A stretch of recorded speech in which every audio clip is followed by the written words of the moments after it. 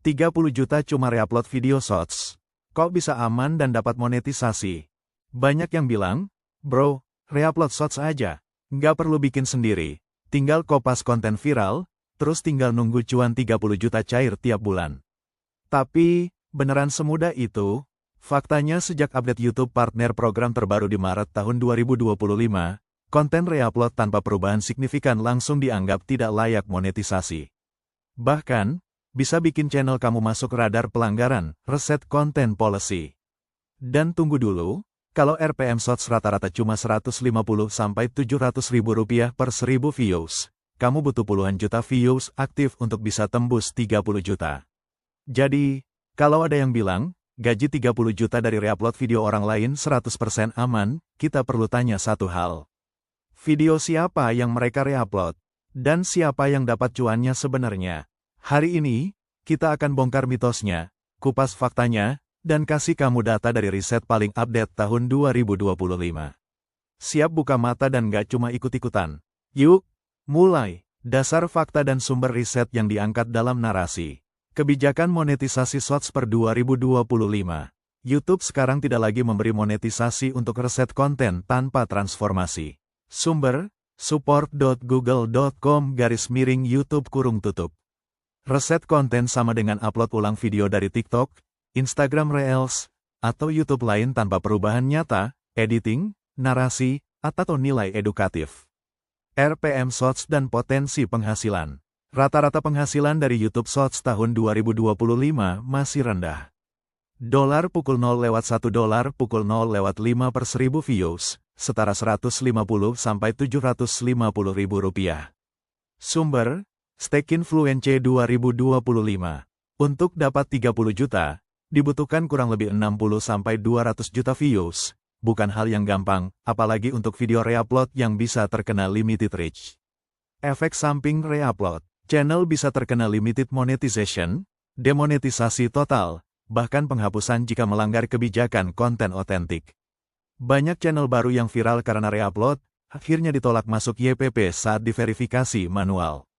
Sumber, Forum YouTube Health Community dan update kreator blog Maret tahun 2025, logika dasar, views x RPM sama dengan penghasilan, mematahkan narasi instan.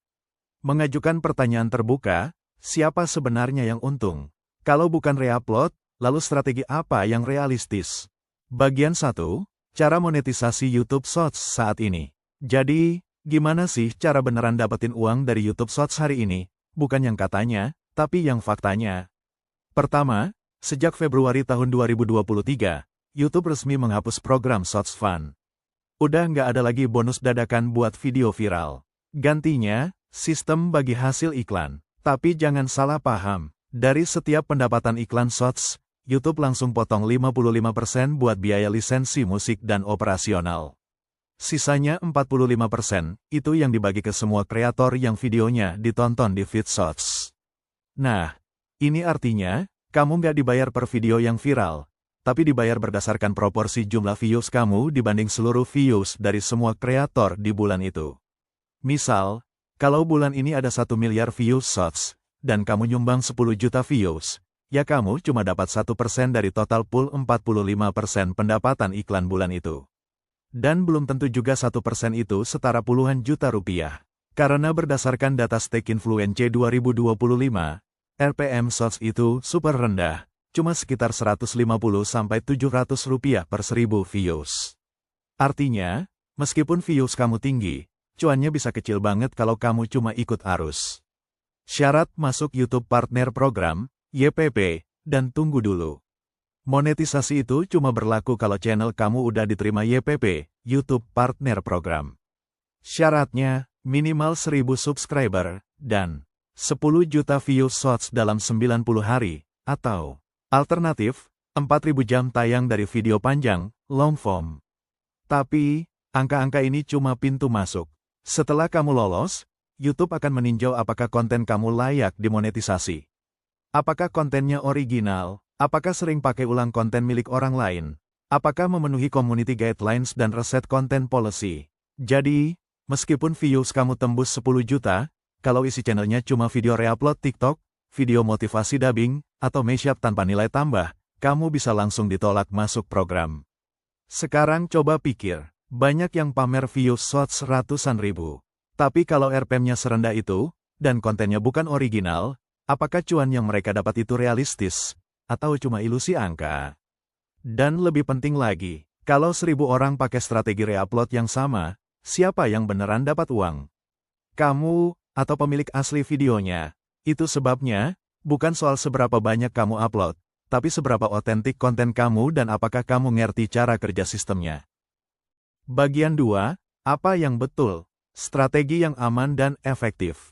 Oke, kalau reupload nggak aman dan nggak efisien, terus, yang bener tuh gimana? Jawabannya jelas dari berbagai riset tahun 2025, termasuk laporan dari subscriber.ai, Rekerpes, dan update resmi dari support.google.com/YouTube. Strategi yang terbukti aman dan efektif.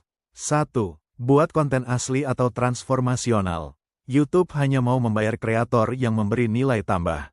Jadi konten kamu harus dibuat sendiri, atau mengambil konten dari sumber lain dengan editing, narasi, atau analisis tambahan. Ini yang disebut transformatif konten.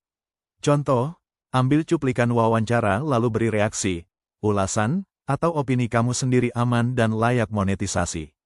2. Gabungkan dengan konten long form. RPM Shorts sangat kecil, tapi video panjang, long form, bisa kasih kamu RPM 5-20 kali lebih tinggi.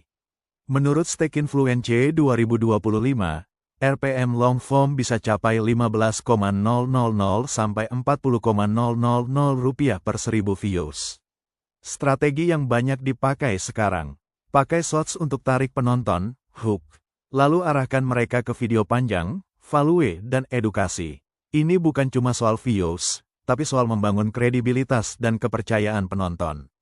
3. Diversifikasi monetisasi, jangan cuma andalkan iklan.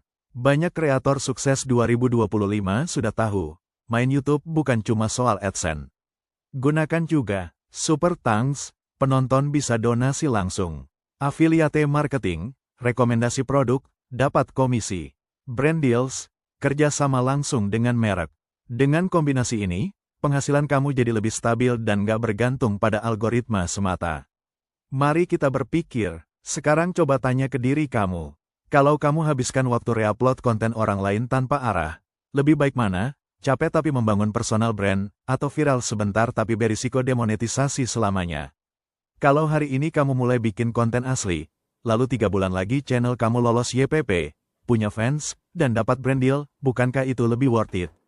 Jadi, kalau kamu pengen bangun channel yang tahan lama, bukan cuma viral sebentar, mulai dari sekarang, ubah mindset. Berhenti ngejar views instan, bangun value jangka panjang. Kalau kamu butuh panduan praktis bikin shorts yang original, narasi yang kuat, dan strategi monetisasi yang benar, langsung klik subscribe, nyalain lonceng, dan komen. Saya mau bikin channel otentik. Bagian 3 closing dan call to action. Klaim 30 juta dari repost, aman, dan 100% monetisasi.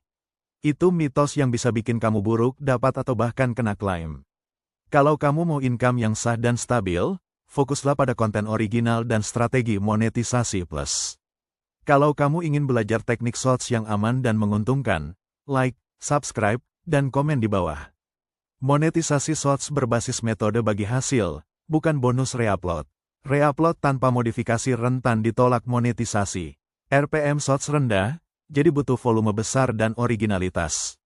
Strategi monetisasi yang aman sama dengan konten transformasi, subscriber baru, dan monetisasi alternatif.